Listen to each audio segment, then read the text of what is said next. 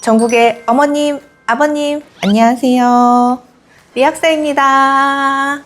지난번 비염약 영상에서 코막힘 약에 대해서도 알려달라고 하시는 분들이 굉장히 많았거든요.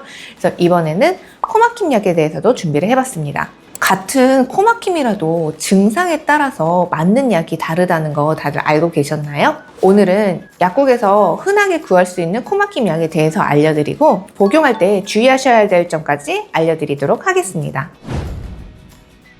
첫 번째로는요, 가장 많이들 들어보시는 약일 것 같아요. 액티피드. 같은 성분으로는 코스펜이라는 약이 있고요. 콧물과 코막힘이 동시에 있을 때에는 이 성분의 약들이 잘 듣습니다. 이 약들에는요, 항히스타민제라고 하는 콧물을 줄여주는 약하고요. 코의 점막에 있는 혈관을 수축시켜서 코막힘을 뚫어주는 성분이 같이 들어가 있어요. 그래서 콧물이 흐르면서 코도 막힐 때 굉장히 효과적인 약이라고 보시면 되고요. 효과가 빠르고 굉장히 기본에 충실한 약이라고 볼 수 있는데 대신에 이 약은 혈압을 올릴 수도 있습니다. 그래서 고혈압이나 심장질환이 있으신 분들은 이 약을 드실 때 특히 주의를 하셔야 됩니다. 그리고 이 약이 특이한 점이 있어요. 원래 이제 설명서에 보면은 졸음에 주의하라는 문구가 적혀져 있는데요. 이 약은 드셨을 때 굉장히 졸려 하시는 분들하고 오히려 잠이 깨서 막 이렇게 심장도 두근거리고 그러신 분들도 있거든요. 그래서 근데 이거는 솔직히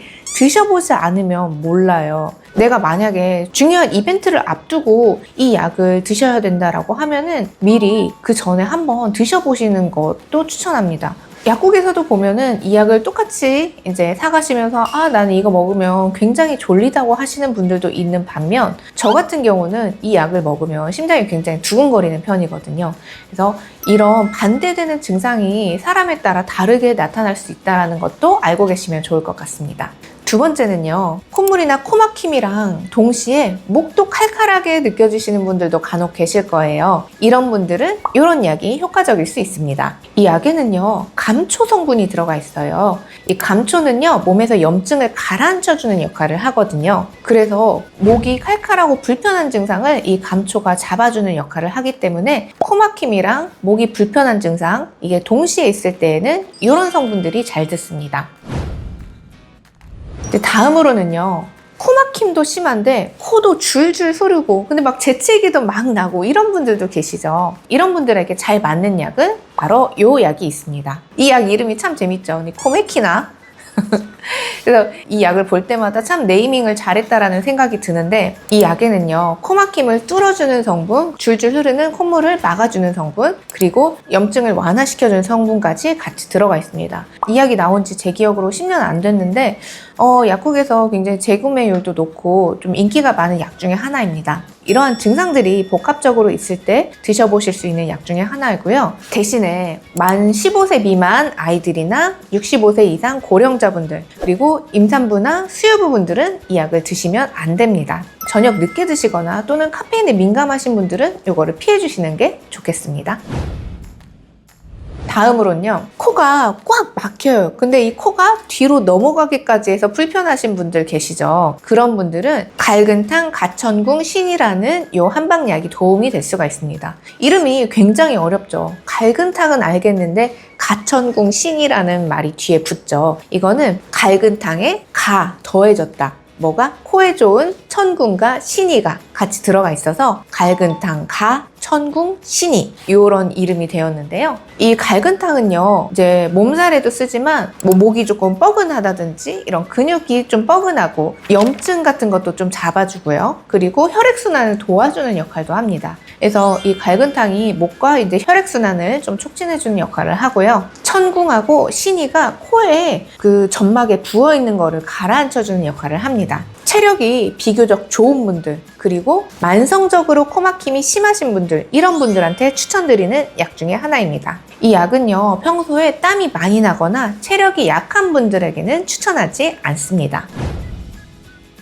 다음으로는요, 코가 이렇게 누렇게 나오면서 좀 염증도 있고 축농증처럼 이렇게 좀 꽉 막히신 느낌이라면 현계연교탕이라는 약이 잘 들을 수가 있습니다. 이 약은요, 염증을 가라앉히는 효과가 굉장히 좋은 약이에요. 그래서 코의 점막에 있는 염증, 그리고 노랗게 농이 찼다고 하죠. 그런 염증을 가라앉혀주는 역할도 하는데요. 특이하게 또 여드름에도 잘 듣는 약이기도 합니다. 아마도 이제 염증을 잡아주는 효과가 좋기 때문에 그 여드름에도 효과적으로 쓸 수 있는 약 중에 하나인데요. 만성 비염이라든지 농이 꽉 차 있는 축농증이라든지 이런 분들에게 좀 도움이 될 수 있는 약인데, 특히나 몸에 열이 많고 염증이 잘 생기는 분들한테 추천해 볼 수 있는 약입니다. 그리고 한방약 중에서도요, 콧물, 코막힘, 염증 요 증상이 다 있을 때 써볼 수 있는 약으로는 이런 약이 있습니다. 이 약은요, 앞서서 말씀드렸던 그런 코에 좋은 한방 성분들을 여러 가지를 복합적으로 넣어서 만든 약인데요. 만성 비염이라든지 축농증 환자분들이 이제 좀 꾸준하게 드시면서 관리할 수 있는 그런 약 중에 하나라고 보시면 되겠습니다.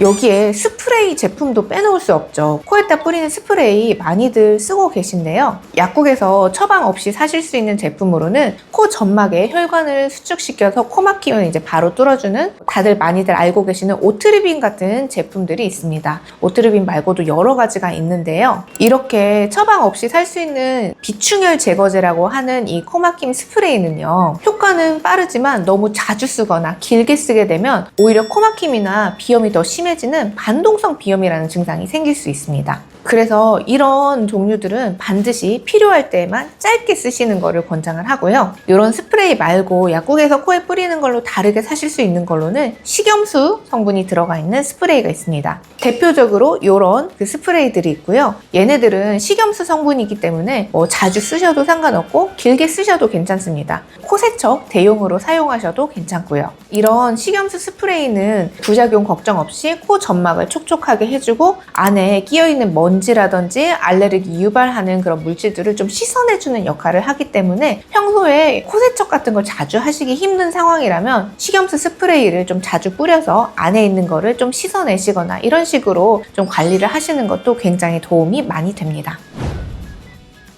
자, 오늘은 코막힘에 쓸 수 있는 약들을 말씀을 드렸는데요. 중요한 건요, 모든 약들은 개인의 건강 상태와 복용 중인 다른 약에 따라서 좀 달라질 수가 있습니다. 그래서 약을 고르실 때는 약국의 약사님하고 꼭 잘 상담을 하셔서 구입하시는 게 좋고요. 본인이 지금 가지고 있는 증상을 자세하게 말씀을 해주시는 게 더욱 도움이 됩니다. 오늘도 끝까지 봐주셔서 감사하고요. 궁금한 점 있으시면 댓글 많이 달아주시고 좋아요, 구독도 부탁드릴게요. 그럼 오늘도 건강 좋아! 안녕!